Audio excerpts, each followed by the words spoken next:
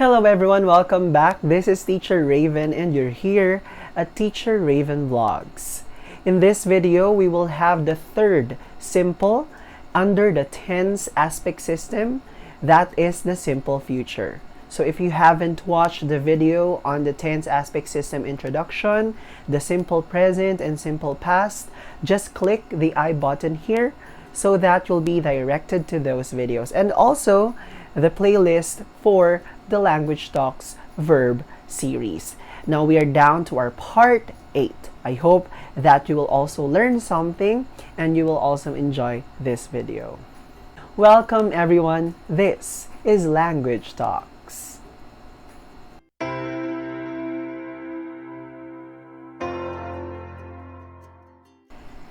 Now, just like what I said in the introduction, so we will talk about, again, the third simple under the tense aspect system, and that is your simple future. So we will go back again to this chart and we will highlight the simple future. So as you can see in the graph, you will have the usual form of the future tense, that is will, your helping verb, plus the base form of the verb. For example, we have here will write and will walk. Now, I want you to observe that for the future, we don't have any inflection. We don't have your S or ES or E or ED for them, because the future, just like what I said in the introduction of the tense aspect system, is not actually considered to be a tense, because when we say it's a tense, okay, tenses should be inflected, meaning for present, it has S or ES, and for the past, for irregular verbs, you have to change the spelling of the word itself, or just add ED or D for regular verbs. Now, for the future, you don't have to do any inflections, meaning you retain the base form of the verb. So again, you have will plus the base form of the verb, regardless if it is regular or irregular verb. Okay, so let's continue with, again, the timeline of the past, present, and the future. Just like the past and present, we will now focus on the future. So the simple future, unlike your past and present, cannot be factually knowable, meaning you have all your predictions. That's why you have will, used for strong predictions and not factual reports. Because just like the definition for the simple present and the simple past, you have them as factual reports. Okay, now here they are future, the simple future, it's not factual. Okay, so it's usually strong predictions. Okay, so actions that will take place after the current moment and have no real connection with the current time. So remember, in the past, right, they took place before the present time. So meaning they are done and they don't have any real connection to the present time. While the future, they happened after the present time. So it's here in this part of the timeline. And again, they have no real connection with the current time. So we have this example, he will smile. So last time in the simple present, we use he smiles. And then for the past, we had he smiled. And for now, the future, we have he will smile. So I want you to see the meaning that sometime in the future, after now, he will smile. So meaning here, if we will refer to the present time, after that present time, there is a prediction that he will smile. Okay? And as you can notice here, you have the will, your helping verb, plus your base form of the verb smile. Again, remember that formula for simple future. You only have will plus the base form of the verb. Okay? So There are also core meanings for the simple future, just like your simple present and your simple past. So we have the first one as an action to take place at some definite future time. So we have this example, classes will open on September. So here, an action will open that will take place at some definite.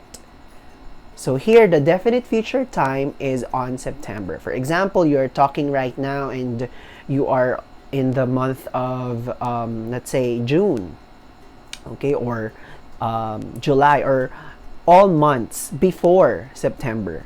Okay, so meaning you have a prediction, okay, or a definite or somehow your strong prediction that has the will open, okay, pertaining to that future time on September. Okay, so you have here classes as your subject, and then this is your verb phrase, will open, that signifies the simple future. Okay. The next core meaning is a future habitual action or status. So we have this example, hopefully after December, we will have face-to-face classes every day. So for those of you who will be watching this video in the future, I made this video during the COVID-19 pandemic of 2020. So I hope that the inspiration of this sentence actually came from that situation. So I hope if you will watch this video in the future, we are back to the face-to-face classes, or we're back to our normal situation. Okay, so let's go back to the sentence. We have, hopefully after December, we will have face-to-face classes every day. So it says here, future habitual action or status. So meaning, it could be a habitual action, however, it's not yet happening. Okay, it cannot be seen in the present, and it's not also done in the past. They are not habitual actions in the present, they are not habitual actions in the past, meaning they are predicted habitual actions in the future. So for example, here we also have time elements, like hopefully after December. Okay, for example, you are talking right now, for example, you are in September or you are in June. Okay, you have this prediction after December signified by the time element, and then we have this main sentence, we will have face-to-face classes every day. So every day here also signifies habitual. Okay, habitual action or status, but however you have will have, okay, that signifies future. So it's all in all a strong prediction in the future that it will be a habitual action. Okay? The next one is even for present habits about which strong predictions, I'm sorry for the typographical error, that's predictions can be made. Okay? So for example, we have this sentence, you are funny. You will wake up and before coming downstairs, you will check on your Facebook news feed. So I want you to observe the first sentence. It's in the present form, right? However, you have these predictions, will wake up and will check. So meaning they are habits that we could actually observe. However, we could actually say that they could be predicted because they could not happen or they could also happen in the future. So meaning, even though they are habitual, we are not certain if they will really happen. So again, the meaning of that will be upon the intention of the speaker. So notice here, this is a simple tense, simple present tense, and then you have here simple future. You have you will wake up and then you will check. Okay? So again, going back, even for present habits about which strong predictions can be made. Okay? The next one is a situation that may obtain in the present and will obtain in the future, but with some future termination in sight. So let's use this example to make it easier. So we have Edison will live in Chicago until he improves his English. So we have here a situation that may obtain in the present, okay, and will obtain in the future. So here, the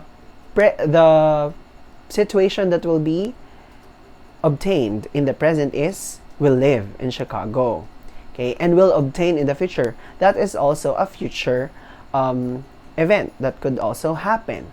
And then you have here this subordinate clause, until he improves his English. So meaning it will depend on this situation if this situation that is predicted will actually happen. Okay? So that's actually, and you can see here, but with some future termination inside. So meaning one of these situations will live and he improves, okay, will actually be terminated in this situation or in the meaning of the sentence. Okay, so for example, if he will improve his English, okay, Edison will live in Chicago, will not live anymore in Chicago. Okay, but here we have Edison will live in Chicago until he improves his English. Okay, so meaning he has to, the Edison here has to really bear living in Chicago to improve his English. Okay, and then after that, after improving his English, he could maybe live out of Chicago. Okay, and then you have this one in the main clause of future conditionals. So always you have your conditionals, your if clause. You have if it is partnered with a simple present if clause, you should always have a simple future partnered with it. So you have if you stay, this is you stay is in the simple future, simple present I should say, and then you have will be, okay, is actually in the simple future. Remember in the discussion in the simple present, you will always have this partner. Again, you look at the main clause, okay, if it is having your future or simple future, then your if clause or if conditional should be in the simple present form. Okay? So again, that's your simple future. And that actually ends your simples under the tense aspect system. So for the next videos, we will talk about the perfects. Okay, and then after that, the progressives, and lastly, we will have the perfect progressive. I hope that you learned something from this video. If you like this video, don't forget to click that like button, the subscribe button if you haven't subscribed to this channel yet, and please share this to your friends, your family, so that we could learn together. And don't forget to hit that notification bell for you to be updated on the future videos. Thank you everyone. Class dismissed.